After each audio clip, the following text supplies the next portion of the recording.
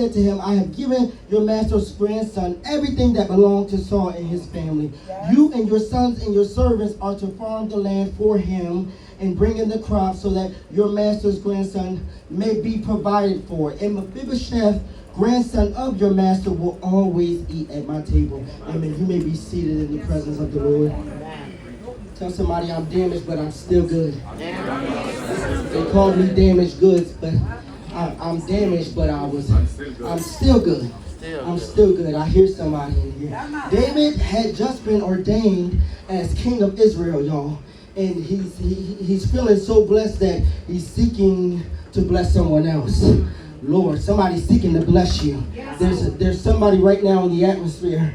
Amen. Somebody that's connected to you that wants to bless you right now. Amen. God is looking for you to get into a place, amen, so that this person can find you and bless you. Tell somebody there's a blessing on the way. Amen. Tell somebody the king is looking for you to bless you. One thing I've learned from this story, y'all, is that he's still a covenant-keeping God. He's still doing it in 2023, just like he was centuries ago. Oh, God, he does not change. He does not change tomorrow, yesterday, or forevermore. It was customary. What we got to understand is it was customary that when a ruler was defeated, amen, so King Saul was defeated, amen, when a ruler was defeated, his family and descendants were all to be killed. Everybody in that bloodline was supposed to be killed so that there was no problem. Get rid of everybody in the lineage.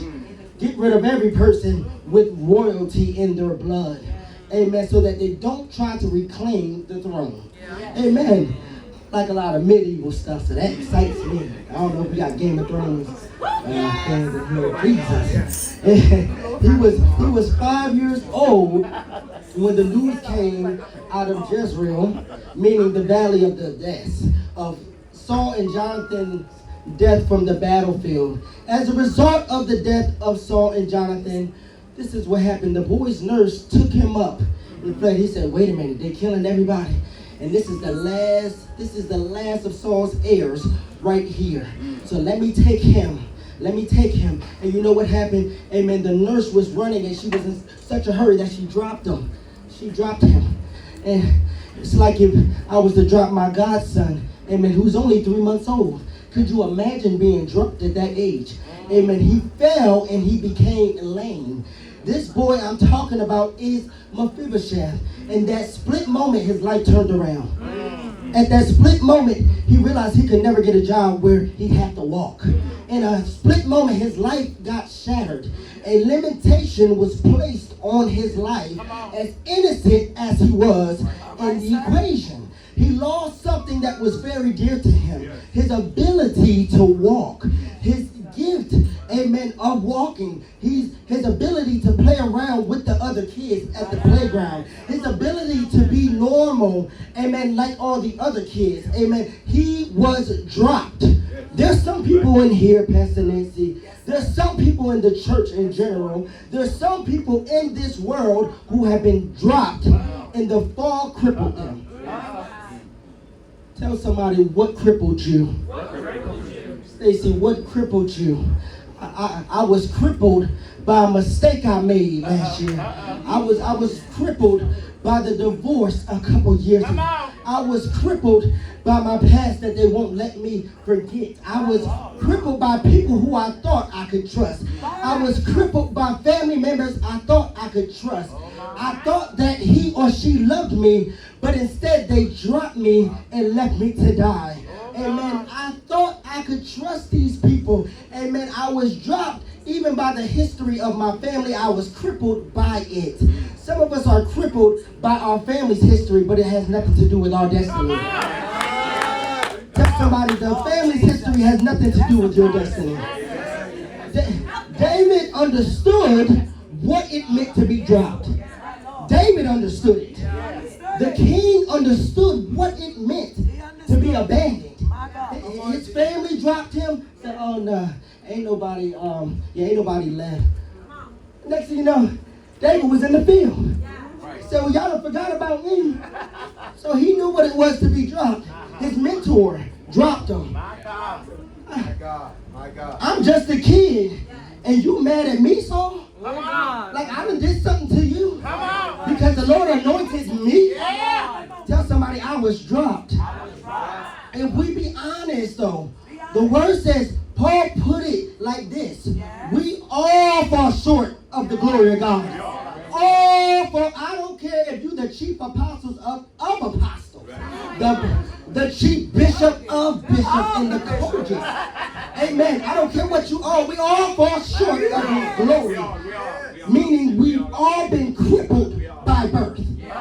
We've all been crippled by birth to never quite meet the measure or the standard of God's glory.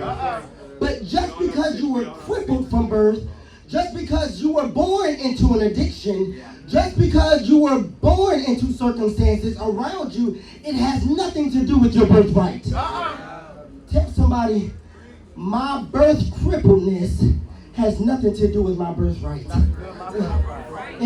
Everything that happened to me has nothing to do with my birthright. Whether you did wrong or right, it does not impact the birthright. The birthright is still rightfully yours. I speak that into somebody's life that is still rightfully yours and it's right on time. Tell somebody it's right on time. Tell somebody it's grace that picked me up. It was grace that picked me up when I found myself dropped and crippled. When I found myself and my feet was going that way and my other foot was going that way, and now I can't necessarily walk the way I need to. Amen. But it was the grace of God that I'm still picked up. Tell somebody I might not be walking right. Amen. But I'm still walking with God. Tell somebody I'm still walking my way into the birthright. No matter how I got to get there. If I got to get there struggling. If I got to get there with little money in my pocket. If I got to get there hurt up. Tell somebody the birthright is still mine. It's grace that picked me up. And all of my limitations. And all of my insecurities that people don't see. And all of my private moments. And even my bad decisions, Misha, he's still calling me. Tell somebody I'm crippled, but I'm still called. I'm crippled, but I'm still usable. If God wanted Mephibosheth to die, he would have been dead. Right. As simple as that. He would have been dead. But he allowed him to escape, even with the limitation. Tell somebody he still made a way of escape. In all of my wrongdoing, tell somebody God still made a way of escape. The devil thought he had me, but tell somebody I got away. The devil thought he had me, but he made a way of escape for me. Amen. So stop feeling bad for yourself when you escape by the strand of a hair. Tell somebody you can't feel bad for yourself. You can't be a victim no more. A victim can't have victory. Only a victor can have victory. Tell somebody there's victory in my life. Despite of my limitations, there's victory in my life. In spite of my insecurities, there's victory in my life. In spite of my bad decisions, there's victory in my life. No matter how ugly my mistakes were, tell somebody there's still victory in your life. Just because you escaped. Tell somebody you're looking at someone who escaped death. You're looking at somebody who escaped jail. You're looking at somebody who escaped the grave. You're looking at somebody who shouldn't even be in a sanctuary. But I escaped. I'm a product of an escape. But many of us, like Mephibosheth, had to escape to the only place we knew we could be hidden and not found. Shame will keep you in a hidden posture when God is trying to expose you in your story. Tell somebody, tell your story. You got to tell the story, not hide it. Amen. If you hide your story, it's like you're hiding yourself. What did he give you the way of escape for? Not to keep your mouth shut, but to testify. For we overcome by the word of our testimony. This woman of God said, I just got a house. I just got a house. And I felt the power of an overcomer come and sweep this place. That's why I got excited. Because I said, if he did it for her, well, what are he going to do for me? Tell somebody, what is God going to do for me? if he did it for little old